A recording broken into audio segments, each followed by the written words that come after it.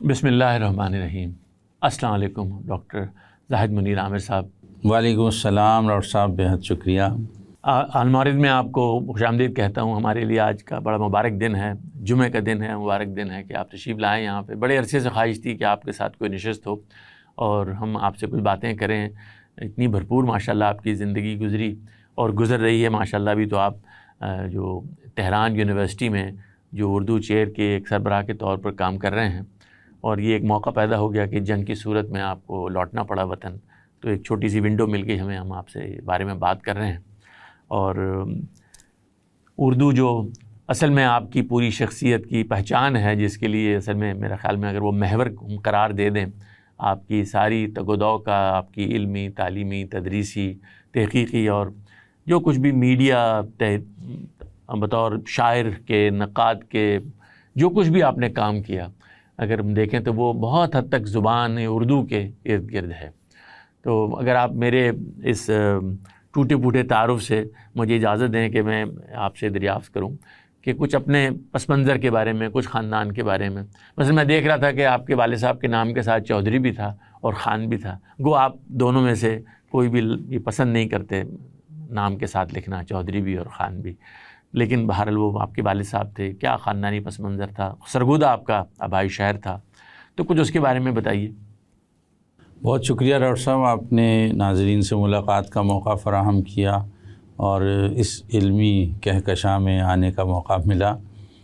جہاں تک آپ کے اس حسن نظر اور حسن خیال کا تعلق ہے تو اس میں مجھے ایک شعر یاد آ رہا ہے کہ دل میرا کشتہ حسرت ہے ازل سے، کہ جسے ذوق ہر چیز ملا اور ہمدانی نہ ملی۔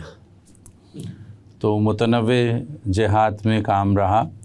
آپ نے خاندانی پس منظر کے بارے میں پوچھا، تو یہ جو چودھری اور خان کا آپ نے سوال کیا ہے، تو یہ دراصل راجپوتوں کی وہ گوت ہے جو اپنے نام کے ساتھ یہ الفاظ استعمال کرتے ہیں، اور میرا بھی جو سرکاری نام ہے وہ تو زاہد منیر خان ہے۔ چونکہ عامر میرا تخلص ہے تو اس لیے میں نے اختصار کر کے اسے زاہد منیر عامر نام اختیار کر لیا تھا۔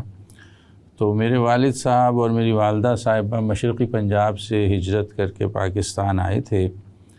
وہاں خاندان کا جو اصل پس منظر تھا وہ تو ریاست بیکانیر سے تھا۔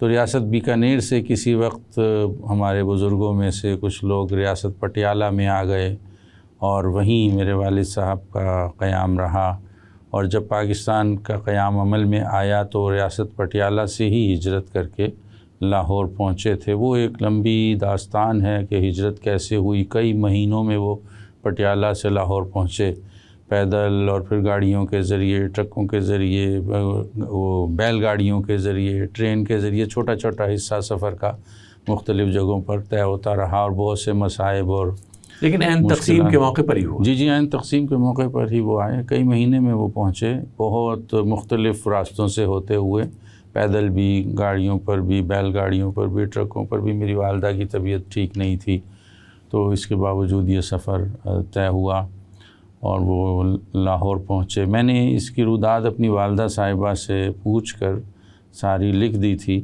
اور پھر ان کی یاد میں جب میں نے ایک کتاب لکھی جنت کا باغ، تو اس میں یہ ہجرت کے سفر کی داستان میں نے بیان کر دی تاکہ آنے والی نسلوں کو معلوم ہو کہ قیام پاکستان کی کتنی قیمت لوگوں نے ادا کی تھی، اور کس طرح اپنے صدیوں کے رہن سہن کو، اپنے مکانوں کو، اپنی رہائش گاہوں کو، اپنے جائیدادوں کو، اپنے تعلقات اور روابط کو ترک کر کے وہ یہاں آئے تھے، ایک خاص جذبے کے تحت، ایک خاص مشن کے تحت، کسی خاص مقصد کے تحت۔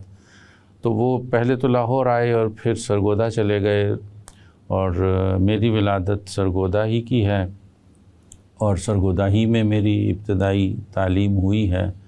تو اگرچہ اس کے بعد میری زندگی پھر سرگودا، لاہور، قاہرہ اور تہران کے مختلف خانوں میں تقسیم رہی، تاہم سرگودا سے ہی میں نے میٹرک کیا۔ Government high school number 1 Sargodha سے میں نے میٹرک کا امتحان پاس کیا، سائنس کا طالب علم تھا اور بہت اچھا رزلٹ تھا، اس لیے گھر والوں کا خیال تھا کہ مجھے میڈیکل میں جانا چاہیے یا انجینئرنگ میں جانا چاہیے۔ تو پھر میں الیکٹریکل انجینئرنگ میں چلا گیا اور وہ میں نے کورس مکمل کر لیا اور اس میں بہت اچھا رزلٹ آیا. تو پھر میرے اساتذہ اور سربراہ ادارہ کا خیال تھا کہ میں الیکٹریکل کے استاد کے طور پر خدمات انجام دوں. لیکن اسی تعلیم کے دوران میرا جو ذوق تھا اس کا اظہار ہوتا رہا کہ میری 3 کتابیں اردو میں شائع ہوئیں. پہلی کتاب میں نے میٹرک کے زمانے میں لکھی تھی جو میرے فرسٹ ایئر تک پہنچتے ہوئے شائع ہو گئی. پھر دوسری کتاب سیکنڈ ایئر میں, تیسری کتاب تھرڈ ایئر میں آ گئی تھی. تو اس لیے میں نے الیکٹریکل انجینئرنگ کی تعلیم کے بعد پھر جنرل ایجوکیشن کا رخ کیا اور گورنمنٹ کالج سرگودا اور پھر پنجاب یونیورسٹی اورینٹل کالج سے اپنی تعلیم کی تکمیل کی. اور Punjab university oriental college Lahore سے ہی میں نے کلاسیکل ٹیکسٹ ایڈیٹنگ میں پی ایچ ڈی کی ڈگری حاصل کی.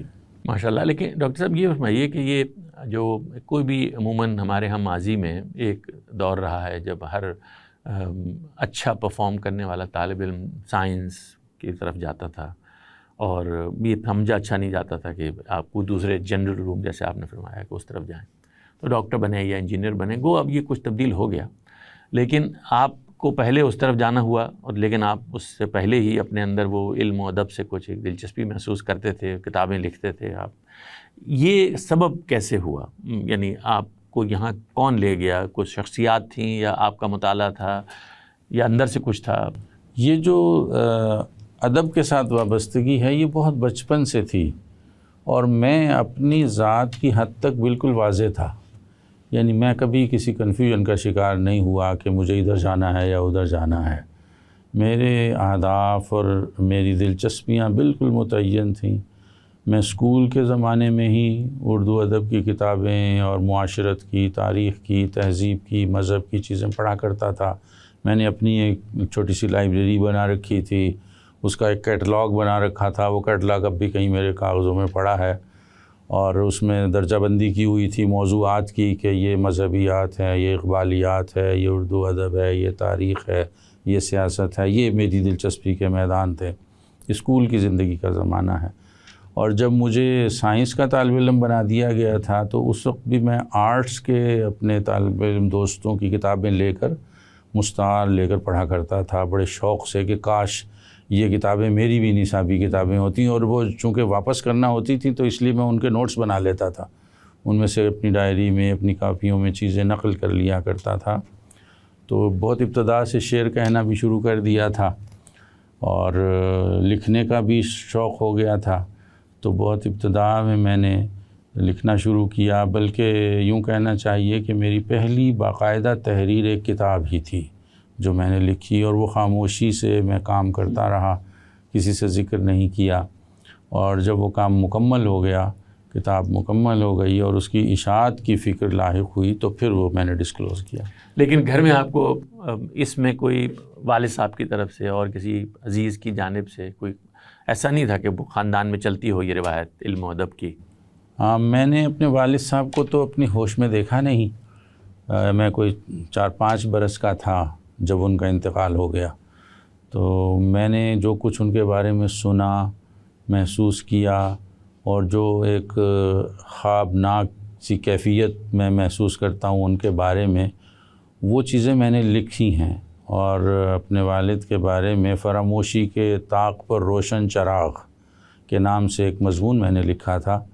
وہ بعد میں پھر میری ایک کتاب آئی تھی ستارہ سحر, جو والد کی یادوں اور ان کی شخصیت اور ان سے متعلق دستاویزات جو کچھ مجھے میسر تھا وہ میں نے ان کی یاد میں لکھ دی تھی.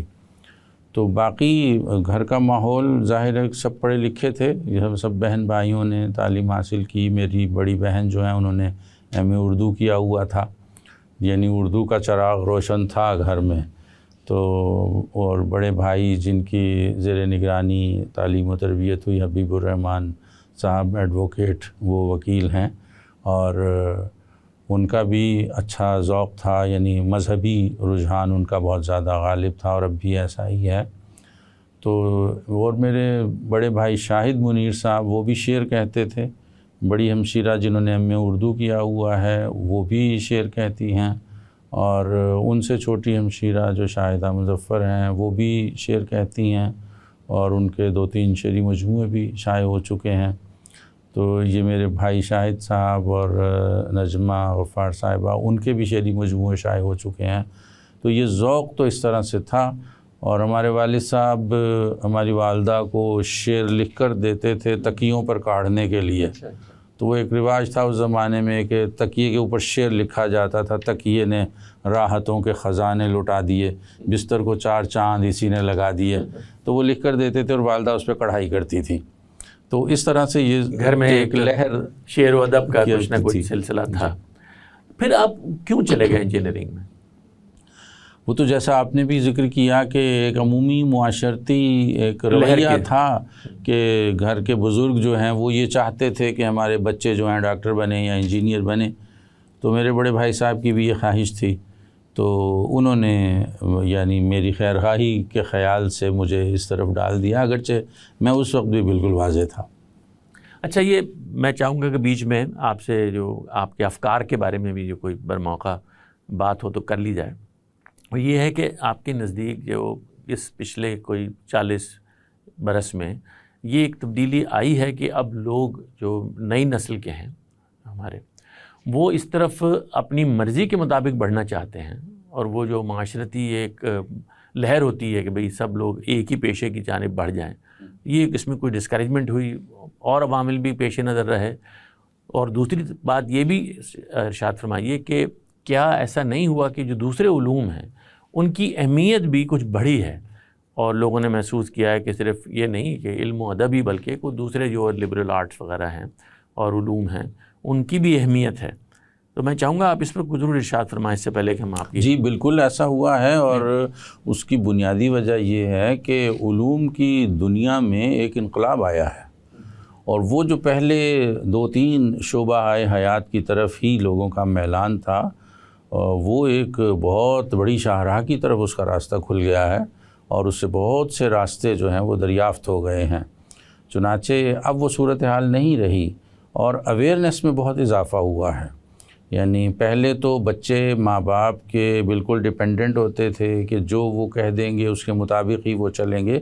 اب بچوں کی اپنی نظر ہے, اور وہ خود بھی زندگی کو اپنی نگاہ سے دیکھتے ہیں اور اپنے لیے فیصلے کرتے ہیں, انتخاب کرتے ہیں اور راہیں چن لیتے ہیں. اور میں سمجھتا ہوں کہ جو نسل نو ہے وہ ہم لوگوں کے مقابلے میں ذہنی اور فکری طور پر بہت آگے جا چکی ہے, اور یہ اچھی بات ہے. بہت اچھی بات ہے, بہت اچھی بات ہے. تو اس سے ایک روشن امید جو ہے وہ دکھائی دیتی ہے. چلیں ہم پر واپس لوٹتے ہیں اس جانب کہ آپ کی کالج کی تعلیم سرگودھے میں مکمل ہو گئی اور پھر آپ اورینٹل کالج کی طرف آئے. جی میں نے اورینٹل کالج سے ایم اے اور پی ایچ ڈی کے مراحل طے کیے. اور وہ آپ کے وہاں پر جو تعلیم کے سال تھے اس میں تصنیف بھی جاری رہی, شعر گوئی بھی جاری رہی, اور آپ نے کچھ تحقیقی کام بھی شروع کر دیا. جب میں اورینٹل کالج میں داخلے کے لیے اپلائی کر رہا تھا تو اس وقت میری 9 کتابیں تھیں, اور وہ مجھے یاد ہے کہ داخلہ فارم میں ایک خانہ تھا, have you ever been convicted, if yes give details. تو میں نے اس میں ایک شعر لکھا تھا کہ زندگی جبر مسلسل کی طرح کاٹی ہے, جانے کس جرم کی پائی ہے سزا یاد نہیں. تو اس وقت یہ صورتحال تھی. تو ایم اے کی طالب علمی کے زمانے میں تو کام جاری رہا, اگرچہ اس زمانے میں میری کوئی کتاب تو شائع نہیں ہوئی. اس زمانے کے کام بعد میں منظر عام پر آئے, اور پھر جب میں نے ملازمت شروع کر لی ایم اے کے بعد اور اس کے پیرالل میں پی ایچ ڈی بھی کرتا رہا, تو اس دوران بہت سے کام منظر عام پر آئے. تو یہ جو آپ نے اس دوران میں تعلیم بھی پائی اور اپنا ہدف بھی حاصل کیا, تو یہ طے ہو گیا تھا کہ اب آپ نے بطور ایک مدرس کے, محقق کے, ایک ادیب کے, ایک شاعر کے یہی زندگی گزارنی ہے. بہت پہلے سے طے ہو گیا تھا. یہ بہت پہلے سے طے ہو گیا. یعنی میرا ذہن بالکل واضح تھا کہ میرا شعبہ اردو زبان و ادب ہے, اور مجھے اسی میں رہنا ہے, اسی میں آگے بڑھنا ہے.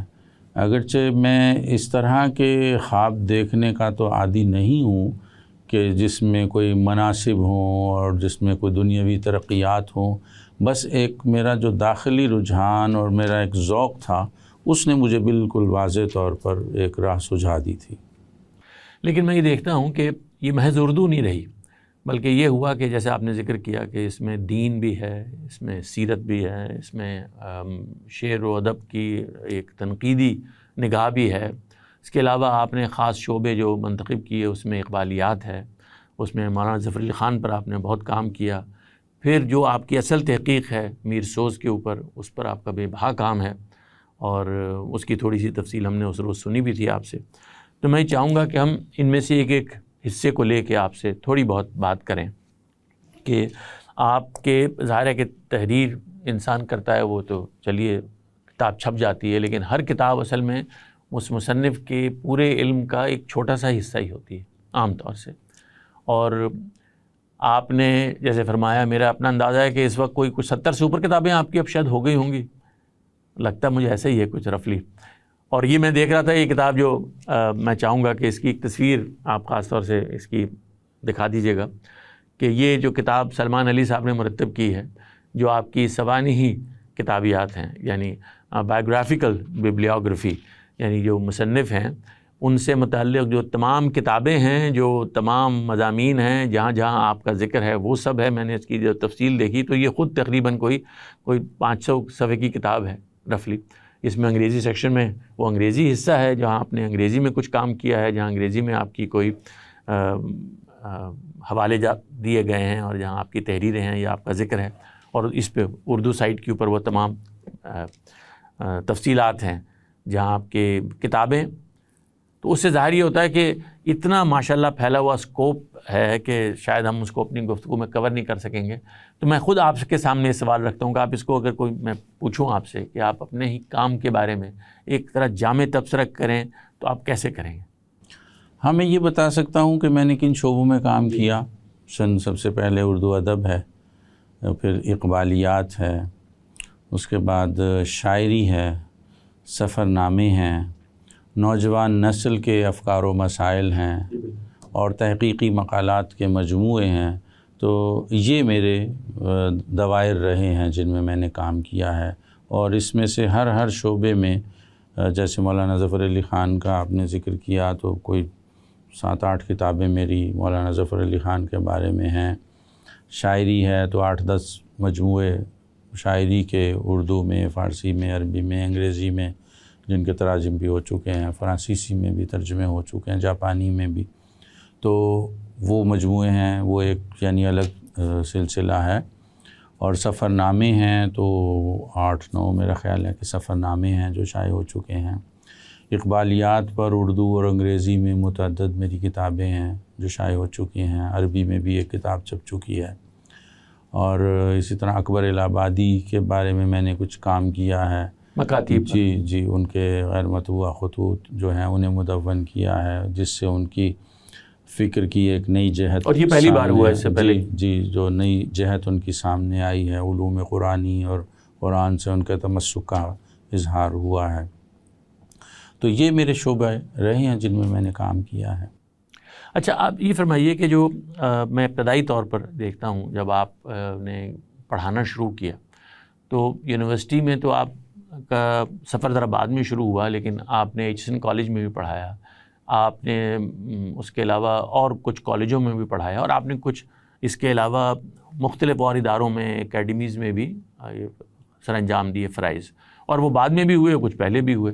تو آپ بطور ایک اسکول ٹیچر کے، بطور ایک کالج ٹیچر کے، بطور ایک professor in your department, head of department آپ رہے ماشاء اللہ، اور پروفیسر تو ہوئے بھی آپ کو میرے خیال میں کتنا عرصہ ہو گیا؟ 2011 میں فل پروفیسر ہوا تھا۔ اندازہ لگا لیں تو اتنا طویل عرصہ آپ کا جو رہا ہے کہ آپ ایک پروفیسر کی حیثیت سے بھی رہے۔ تو آپ کیسے دیکھیں گے اپنے تدریسی اس پورے سفر کو؟ آپ کو کچھ مختصر سے ہمیں ایک جی یہ بہت ہی دلچسپ سفر ہے، جس میں جیسے آپ نے بھی اشارہ فرما دیا کہ مجھے اسکول ٹیچنگ، کالج ٹیچنگ اور یونیورسٹی ٹیچنگ تینوں کا تجربہ حاصل ہوا، اور نوجوان نسل کے جو ارتقاء کے مراحل ہوتے ہیں، جیسے کہ پہلے تو میں خود ان مرحلوں سے گزرا، اور اس کے بعد میں نے پھر کئی نسلوں کو ان مرحلوں سے گزرتے ہوئے دیکھا، اور اپنی جانب سے جو میں کوئی کنٹریبیوٹ کر سکتا تھا، جو رہنمائی کر سکتا تھا، وہ میں نے فراہم بھی کی، اور وہ ایک تو استاد کی حیثیت سے عملی رہنمائی تھی، اور دوسرے میں نے تھیوریٹیکلی بھی نوجوانوں کے مسائل کو اپنا موضوع سخن بنایا اور اس پر باقاعدہ میں نے کتابیں لکھیں۔ تو جب کہ میں خود نوجوان تھا، جب میں خود کالج میں پڑھتا تھا، اس وقت میں نے ایک کتاب لمحوں کا قرض کے نام سے لکھی، جس میں نوجوان نسل کے فکری اور جذباتی مسائل کو موضوع سخن بنایا گیا۔ پھر ایک کتاب میں نے لمحے کی روشنی کے نام سے لکھی، جس میں بنیادی خیال یہ تھا کہ حصول علم کا جو سفر ہے یہ کن آداب کے ساتھ طے ہونا چاہیے۔ تو اسے میں نے پھر وہ ارادہ، مرحلہ عمر، فیصلہ، اس طرح کے موضوعات متعین کر کے باقاعدہ ایک اسکیم بنا کر وہ کتاب میں نے لکھی تھی۔ تو پھر اپنی دنیا آپ پیدا کر ایک کتاب تھی، اس میں اسے بعد میں نے پھر ڈیولپ کر لیا۔ آئینہ کردار ایک کتاب میں نے لکھی، جس میں اخلاقیات کا انسانی زندگی پر اثر اور زندگی میں اخلاقی تصورات کی کار فرمائی اور ان کے نتائج کے حوالے سے بات کی گئی۔ تو اس طرح سے میں نے متعدد کتابیں نوجوانوں کے لیے لکھی ہیں، اور ان کے افکار کو عملی طور پر میدان میں بھی دیکھا اور تصوراتی طور پر اس دنیائے فکر میں بھی دیکھا ہے۔ تو تینوں سطحوں کی تدریس جو ہے اس کا تجربہ مختلف ہے۔ اس میں مجھے سب سے اہم تدریس جو محسوس ہوئی، یعنی اب یونیورسٹی میں پڑھاتے ہوئے مجھے 31 سال ہو گئے ہیں، یعنی اب میں چوتھی دہائی میں داخل ہو چکا ہوں تدریس کی، لیکن اس کے باوجود میں سمجھتا ہوں کہ سب سے امپورٹنٹ ٹیچنگ ایکسپیرینس جو ہے وہ اسکول کا ہوتا ہے۔ اور کس وجہ سے؟ وہ اس لیے کہ اس وقت آپ سب سے زیادہ کنٹریبیوٹ کر سکتے ہیں بچوں کی شخصیتوں میں، اور بچوں کی طبیعت بہت اخاذ ہوتی ہے، وہ بہت اخذ کرتے ہیں، بہت سیکھتے ہیں، بہت متاثر ہوتے ہیں۔ آپ نے ہائی اسکول میں پڑھا ہے نا؟ جی، وہ مڈل اسکول سمجھ لیں، یعنی 8ویں جماعت کو میں نے پڑھایا۔ تو ان کے ہاں بہت زیادہ سیکھنے کا عمل بھی ہوتا ہے، جذبہ بھی ہوتا ہے، صلاحیت بھی ہوتی ہے۔ تو جیسے جیسے وہ زندگی کا سفر آگے بڑھتا ہے، یہ صلاحیت کم ہوتی چلی جاتی ہے، اور جیسے جیسے آپ بڑے ہوتے ہیں آپ کی انڈرسٹینڈنگ کا لیول بڑھتا جاتا ہے، لیکن لرننگ اور چیزوں کو یاد رکھنا، ایبزارب کرنا، یہ صلاحیت کم ہوتی جاتی ہے۔ تو انڈرسٹینڈنگ بچپن میں کم ہوتی ہے، لیکن اس وقت چیزوں کو یاد رکھنے کی صلاحیت، سیکھنے کی صلاحیت تربیت کرنا آسان ہوتا ہے۔ اس وقت تربیت کرنا بہت آسان ہوتا ہے، شخصیت بنانا، شخصیت سازی کا عمل بہت آسان ہوتا ہے، بڑا گہرا امپیکٹ ہوتا ہے۔ میرے جو اسکول کے شاگرد ہیں وہ آج بھی مجھ سے ان ٹچ ہیں، یعنی وہ دنیا کے مختلف ملکوں، اہم بات ہے، مختلف ملکوں میں ہیں، کوئی کینیڈا میں ہے، کوئی امریکہ میں ہے، کوئی کہیں ہے، تو لیکن آج بھی وہ مجھ سے اسی طرح ایک چھوٹے سے بچے کی طرح ملتے ہیں اور اسی طرح بیہیو کرتے ہیں جیسے میں کوئی 7ویں 8ویں جماعت میں انہیں پڑھا رہا ہوں، یا وہ میرے مڈل اسکول کے اسٹوڈنٹ ہیں۔ تو میں محسوس کرتا ہوں کہ میں نے یہ زیادہ بڑا کنٹریبیوشن کیا جو میں نے ان بچوں کو پڑھایا۔ تو ابھی مجھے پچھلے دنوں اپنی یونیورسٹی کے ہیلتھ سینٹر میں ایک صاحب ملے، اور وہ میری جانب بار بار دیکھتے تھے، تو میں نوٹس لے رہا تھا کہ یہ مجھے دیکھ رہے ہیں۔ بالآخر وہ میرے پاس آئے اور انہوں نے میرا نام لیا کہ آپ زاہد صاحب ہیں۔ میں نے کہا جی ہاں۔ تو انہوں نے مجھ سے پھر کہا کہ مجھے آپ نے پہچانا؟ وہ ایک باریش بزرگ تھے، تو میں نے غور سے جب ان کے چہرے کی طرف دیکھا تو میں نے ان کی کلاس کا سیکشن بتایا جسے میں ایچیسن کالج میں پڑھاتا تھا۔ تو وہ اچھل پڑے اور کہنے لگے آپ کو میری کلاس بھی یاد ہے؟ تو وہ پھر بتانے لگے کہ وہ اب ماشاءاللہ پی ایچ ڈی ہیں، ہماری یونیورسٹی میں ہی وہ ایسوسیٹ پروفیسر ہیں، آئی ٹی کے شعبے میں ہیں۔ تو وہ کہنے لگے کہ میری شخصیت پر آج بھی آپ کا اثر ہے، یعنی میں نے اپنی کلاس میں جو کچھ آپ سے سیکھا تھا میں آج بھی اسے اسی طرح محسوس کرتا ہوں۔ تو یہ مجھے محسوس ہوا کہ آپ یونیورسٹی کے اسٹوڈنٹ سے یہ توقع نہیں کر سکتے، اس لیے کہ یونیورسٹی کا اسٹوڈنٹ جو ہے وہ بنا بنایا آتا ہے، وہ معاشرے سے ایک شخصیت بن چکی ہوتی ہے، اس کے رویے، اس کے رجحانات طے ہو چکے ہوتے ہیں، اس کی پسند ناپسند بھی طے ہو چکی تھی، صرف اس کا غلاف تبدیل ہوتا ہے، صرف اس کا گیٹ اپ تبدیل ہوتا ہے یونیورسٹی میں آنے کے بعد، اسے ذرا نئے شہر کا، نئے رہن سہن کا پتہ چلتا ہے، وہ اس کے مطابق اپنے آپ کو ڈھال لیتا ہے، اور معلومات میں اضافہ ہو جاتا ہے، اس کے بعد آپ جو اس کو سیاسی شعور میں اضافہ ہو جاتا ہے، اس کے سیاسی شعور میں بہت اضافہ ہو جاتا ہے، تو بچے جو ہیں وہ اس سے بالکل دور ہوتے ہیں سیاسی شعور سے۔ اچھا، ہماری اس نشست کا وقت ختم ہو رہا ہے، لیکن میں چاہوں گا کہ اس سے پہلے کہ ہم اس کو کنکلوڈ کریں، آپ اس پر ضرور تبصرہ فرمائیے کہ خاص اس نقطے پر آپ نے کچھ لکھا ہے، جو بہت اہم بات آپ نے ارشاد فرمائی ہے کہ یہ جو مڈل اور ہائی اسکول کے بچوں کی تربیت کا زمانہ ہوتا ہے، اس پر کوئی تصنیف بھی ہے آپ کی؟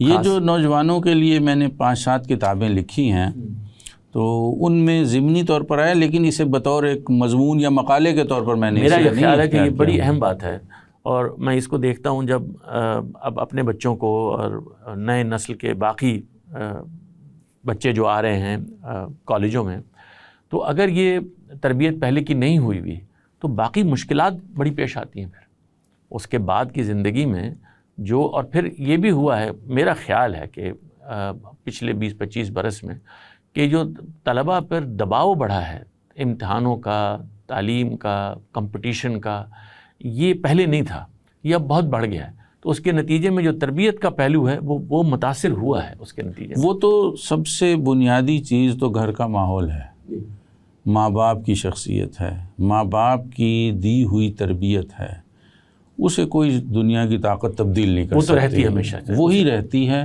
اسی کی آپ نوک پلک سنوارتے ہیں۔ ٹیچر جب بچے کو اسکول میں پاتا ہے تو اسی بنیاد پر وہ ایک اچھی، کمزور، بہتر یا کمتر عمارت تعمیر کر سکتا ہے۔ بنیادی جو بیج ہے وہ بچہ گھر سے لے کر آتا ہے۔ اگر ماں باپ کو اس بات کا احساس ہے کہ وہ ایک مستقبل کی تعمیر کر رہے ہیں، اور ان کے ہاتھوں میں یہ جو بچے ہیں یہ کوئی ناسمجھ بچے نہیں ہیں، یہ پوری شخصیتیں ہیں، اور انہوں نے آگے چل کر زندگی میں کردار ادا کرنا ہے، اور انہوں نے دنیا کو کچھ دے کر جانا ہے، اور پھر اگر آپ آج ان کی تربیت پر محنت کریں گے، انہیں وقت دیں گے، اور میں کہتا ہوں کہ بچوں کو وقت دینا سب سے بڑا فریضہ ہے، لیکن عام بچا ہوا وقت نہیں، کوالٹی ٹائم، کوالٹی ٹائم بچوں کو دینے کی ضرورت ہوتی ہے، ہدف بنا کر باقاعدہ کہ یہ میں نے بچوں کے لیے اپنے وقت کا یہ حصہ مختص کرنا ہے، ان کے ساتھ آپ زندگی گزاریں، اور انہیں باقاعدہ ایک شخصیت کے طور پر تصور کریں، اسے ایک ناسمجھ بچہ نہ سمجھیں، وہ ایک مکمل شخصیت ہے، مکمل شخصیت، اور وہ آپ سے بالکل مختلف بھی ہو سکتی ہے، بالکل مختلف، اس میں پوری شخصیت چھپی ہوئی ہے جو رفتہ رفتہ ظہور کرنے والی ہے، اور اگر آپ اسے ایک ناسمجھ بچہ سمجھ کر سنپ کر دیتے ہیں، ڈانٹ دیتے ہیں، کچل دیتے ہیں، خاموش کروا دیتے ہیں، تو آپ کوئی اچھا کنٹریبیوشن اس کی شخصیت میں نہیں کر رہے، اس کی تربیت میں نہیں کر رہے۔